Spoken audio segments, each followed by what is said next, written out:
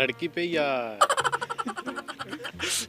आप चलिए चलिए आप लड़की का बता दें। लड़की किस चीज़ की ज़रूरत होती है? जी, जी। किस चीज़ की? अ, अगर तो लड़की हो अमीर घर की या गरीब घर की तो उसका अलग-अलग जो होता है क्या होता है बताएं ना। रूल होता है अलग-अलग रूल। रूल होता है कोई ट्रैफिक का रूल तो थोड़ी लाइन मारने का रूल पूछ रहा नहीं हूँ। होता। अच्छा। अगर जो सादा सी लड़की हो ना, जो गरीब घर की हो, जो मतलब कि अपने ख़ानदान का ख़्याल रखती हो, तो उसे तो पैसे वगैरह की ज़रूरत नहीं पड़ती है, तो वो तो कंटिन्यू कंटिन्यू। उसे तो पैसे वगैरह की ज़रूरत नहीं होती है, तो मतलब कि वो तो अपने माँ बाप का ख्याल रखेगी।